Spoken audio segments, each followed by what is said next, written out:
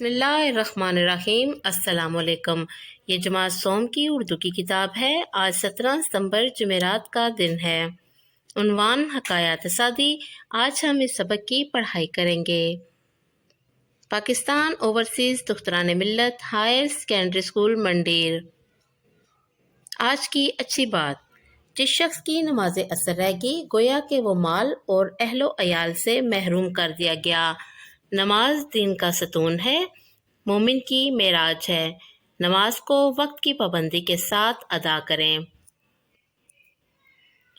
شیخ Saadi رحمۃ اللہ علیہ فارسی زبان کے نامور مصنف تھے۔ آپ کو علم حاصل کرنے کا بے حد شوق تھا۔ آپ نے علم حاصل کرنے کے لیے دنیا کے مختلف ممالک کا سفر کیا۔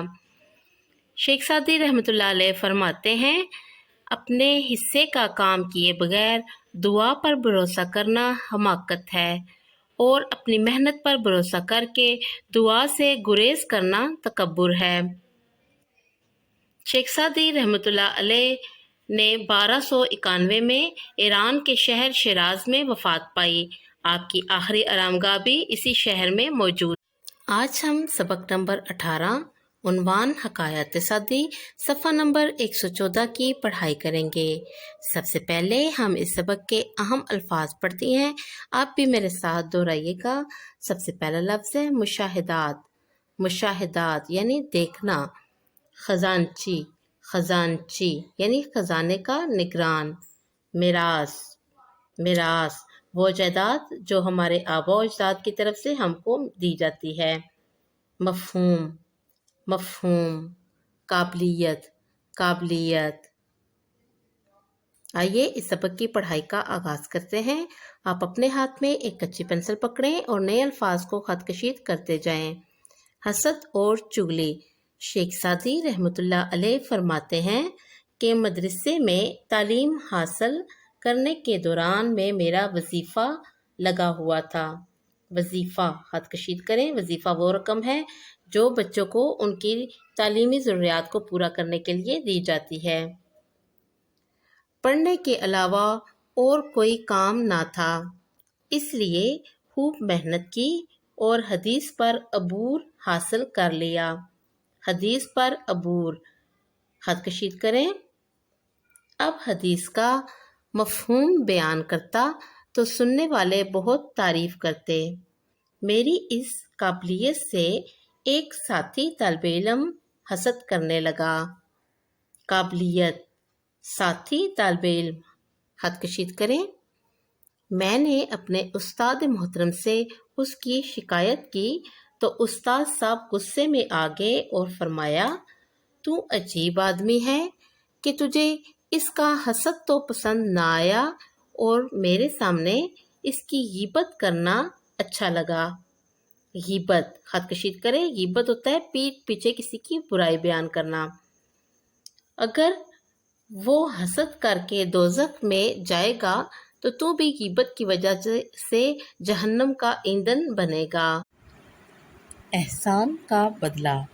ایک یتیم بچے کے پاؤں میں کانٹا چبھ گیا۔ یتیم بچے خط کشید کریں۔ یتیم جن کے والدین زندہ نہ ہوں۔ وہ درد کی شدت سے کرا رہا تھا۔ کرا رہا تھا خط کشید کریں یعنی رو رہا تھا۔ ایک امیر گھڑ سوار کا ادھر سے گزر ہوا۔ یتیم کو تکلیف میں دیکھ کر اسے ترس آیا۔ وہ گھوڑے سے اترا اور اس کے پاؤں سے کانٹا نکال دیا۔ یتیم کو سکون محسوس ہوا۔ گھڑ سوار یعنی گھوڑے پہ سوار آدمی خط کشید کریں نے اسے گھوڑے پر بٹھایا اور اس کے گھر چھوڑ دیا۔ چند دن بعد امیر آدمی کا انتقال ہو گیا۔ انتقال خط کشید کریں یعنی وہ فوت ہو گیا۔ ایک آدمی نے اسے خواب میں دیکھا کہ وہ جنت میں ٹہل رہا ہے۔ ٹہل رہا ہے خط کشید کریں یعنی چر رہا ہے۔ آدمی نے اس سے پوچھا کہ تجھے یہ مقام کیسے مل گیا؟ اس نے جواب دیا کہ اللہ تعالیٰ بہت مہربان ہے، اس نے مجھے ایک سوکھے کانٹے کے بدلے میں جنت کے باغ عطا کر دیے۔ آئیں مزید جانیں۔ حسد کا مطلب دوسروں کو اچھی حالت میں دیکھ کر جلنا ہے۔ اس میں انسان خواہش کرتا ہے کہ دوسروں سے وہ نعمتیں چھن کر اسے مل جائیں۔ سوالات کے جوابات دیں۔ سوال نمبر 1، شیخ سعدی نے کب وفات پائی؟ جواب، شیخ سعدی نے 1291 میں وفات پائی۔ سوال نمبر 2، امیر آدمی کو جنت کیسے مل گئی؟ جواب، امیر آدمی کو ایک سوکھے کانٹے کے بدلے میں جنت ملی۔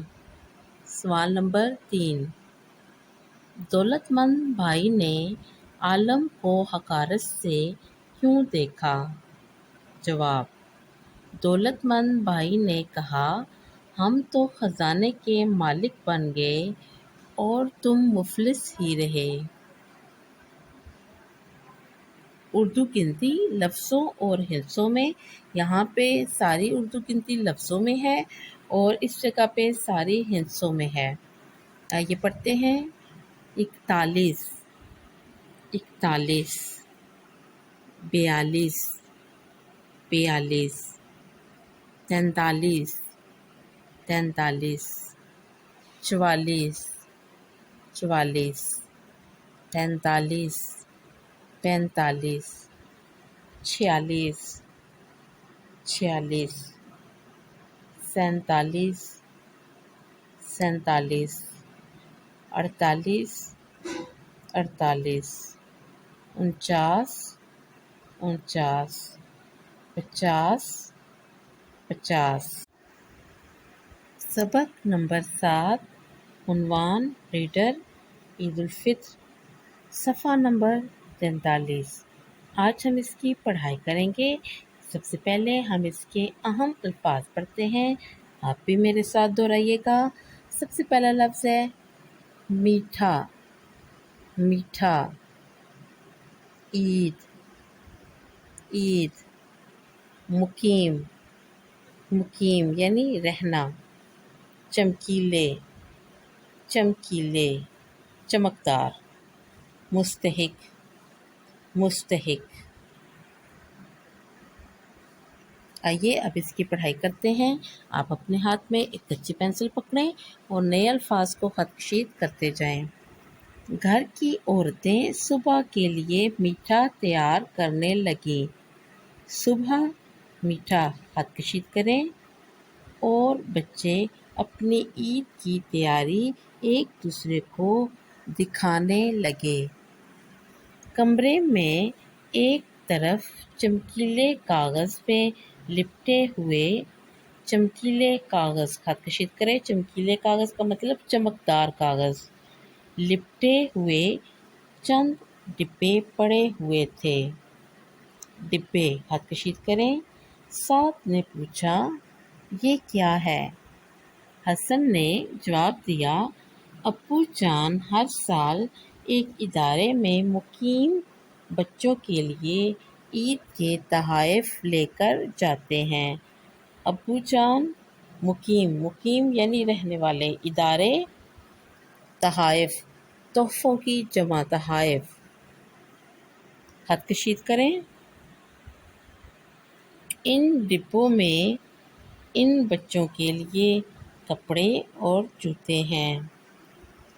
سعد نے حسن کو بتایا، ہماری امی جان بھی لاہور آنے سے پہلے محلے میں موجود چند مستحق گھروں میں عید کا سامان دے کر آئی ہیں۔ امی جان، مستحق، محلے خط کشید کریں تاکہ وہ بھی عید کی خوشیاں منا سکیں۔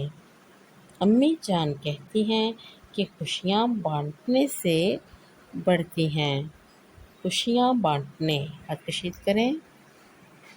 ڈائری، اب ہماری ڈائری کا وقت ہو چکا ہے۔ ہماری آج کی ڈائری ہے سبق حکایات سعدی ریڈر عید الفطر کی پڑھائی کریں۔ سبق حکایات سعدی کے سوالات کے جوابات اردو گنتی 41 سے 50 تک یاد کریں اور چھٹیوں کے کام کے رجسٹر پر لکھیں۔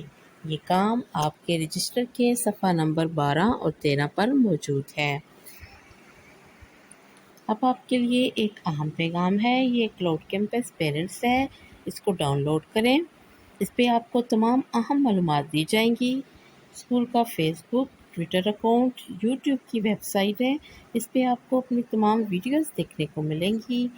یہ اسکول کا واٹس ایپ نمبر ہے، کسی بھی مسئلے کی صورت میں آپ اس واٹس ایپ نمبر پہ رابطہ کر سکتے ہیں۔